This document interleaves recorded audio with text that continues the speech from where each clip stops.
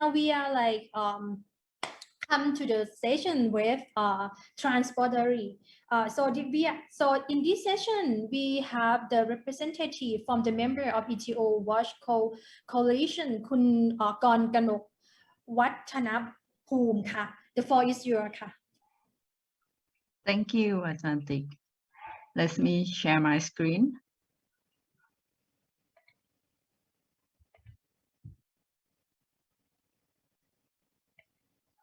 Okay. Thank you for having me. I'm Kornkanok Wathanabhoom. I'm a member of ETO Watch Coalition from Thailand. The coalition was formed by the CSO and NGO which work on the transboundary issues that are related to the human rights, community rights, and environment. We are monitoring Thai investment abroad in the energy sector, mining, ETOs in ASEAN, particularly in Cambodia, Laos, Myanmar, and Vietnam. Today, I will speak about Thailand National Action Plan on Business and Human Rights that related to the ETO issue. Why we decide to work on NAP? The map demonstrates that there are transnational cooperation from Thailand in neighboring countries. Those cases are the case that the ETO Watch are working. For example, the Sayaburi Dam, the sugar case from Cambodia, and the Dawai Special Economic Zone in Myanmar. The Mekong Butterfly and the ETO Watch also conduct the report on Thailand foreign direct investment impact on communities, environment, and human rights violation. Well, we work on this transboundary impact, transborder investment, helping the affected communities to access remedy. There is the lack of responsibility, accountability from the state and business sector. The human rights mechanism in host state may be not strong enough. So therefore, we were looking for the mechanism to protect, respect, and access to remedy in the home country of the parent company, which is Thailand. I thought NAP may be a good choice to implement the UNDP in terms of Thailand context. That's why we engage with NAP. For the process of NAP in Thailand, there was a cabinet resolution on 26 January 2016 about the Dawai Special Economic Zone in Myanmar. In this paper is mentioned about the UNGP and also provide a recommendation to Thailand for conducting NAP. It was first time that NAP was mentioned in a policy level. However, the Thai government did not take it into account. So how the ETO engaged in the NAP process. This timeline will show like how we try to engage with NAP and how NAP in Thailand was developed.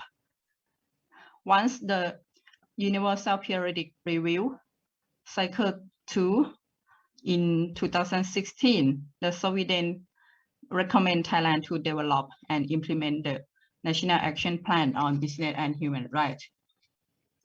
And Thailand accept that recommendation. Then in 2017, the Cabinet resolution appointed the Right and Liberties Protection Department to conduct the NAP.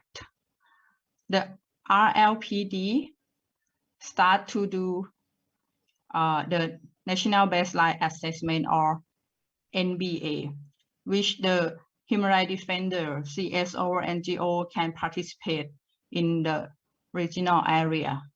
But the process was lacking in genuine public participation. Why? The government agency lack awareness and understand of business and human rights. The ETO Watch cooperate with Thailand National Human Rights Commission to follow up the cabinet resolution that related to the transnational corporation from Thailand. The ETO issue is the one of challenge issue globally because the ETO is not provided in the UNGP. So when we try to put it in NAP, it's so difficult. We also went to Geneva, where there was a BHR forum and had a session with SORYA, the UN Working Group on Business and Human Rights. We had a opportunity to explain about the problem and raise concern on the ETO. What we do in the country, we send a letter to the ILPD to follow up the draft of NAP. We found that at the first time, there are 3 priority areas. The ETO issue were not included. We send and translate version of the ESCR Committee General Comment number 24 on the state obligation in the context of business activities, which is the most relevant ETO document, together with providing fact-finding case study from Thailand and abroad, such as the duty of care case from the UK. And we also provided recommendation why Thailand should include the ETO in NAP. Moreover, we did engage several events and gave comment to the online public opinion for the draft of NAP. When the UN Working Group on Business and Human Rights had a country visit to Thailand in March 2018, the ETO Watch also met with the UN Working Group, both in Bangkok and Chiang Mai, to provide briefing of the problem on Thai outbound investment. Because our voice is not being heard, so we think if the UN Working Group spoke about it, Thai government may consider to include the ETO in NAP.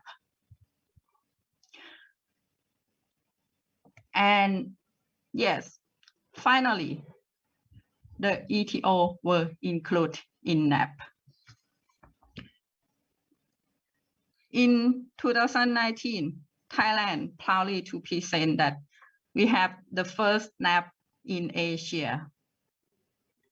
The key priority area in Thailand NAP are labor, community, land, natural resources, and environment, human rights defender.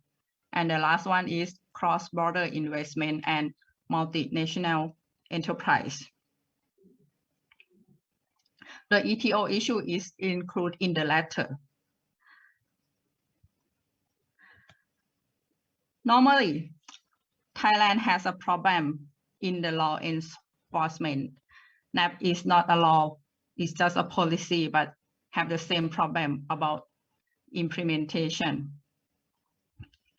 Because Thailand already had NAP, so I would like to talk a bit about the challenges in the implementation. The NAP recommendations are overly broad and cannot be implemented or translated into action. The regulatory mechanism tend to rely on the role of state and public authorities without an inclusive accountability mechanism for implementation of NAP, and without a mechanism to ensure information disclosure for the sake of monitoring NAP implementation. The judiciary lacks awareness and understanding of business and human rights, and the review of transboundary complaints, such as Pak Bang case that in the judgment also mentioned that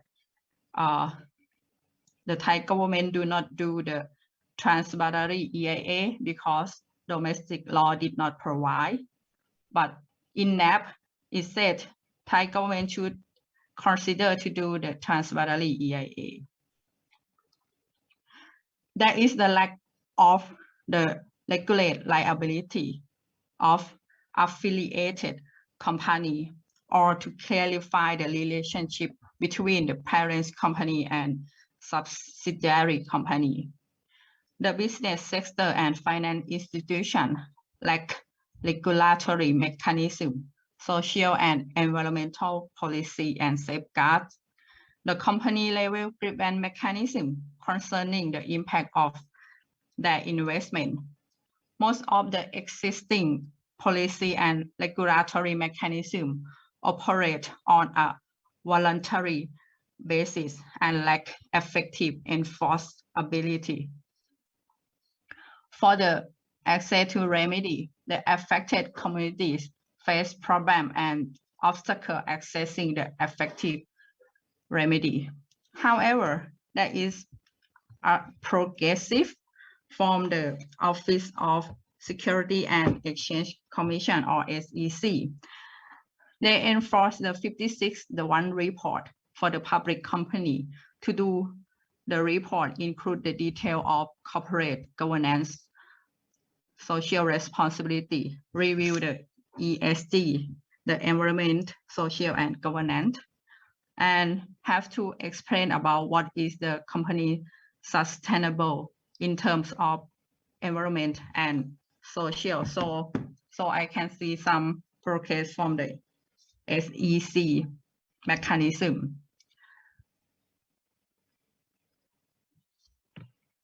And finally, because there is no monitoring system, so the CSO and NGO, we try to do self-monitoring of NAP implementation once it was the first year of implementation. And this year, in November, we also will do the second year monitoring again.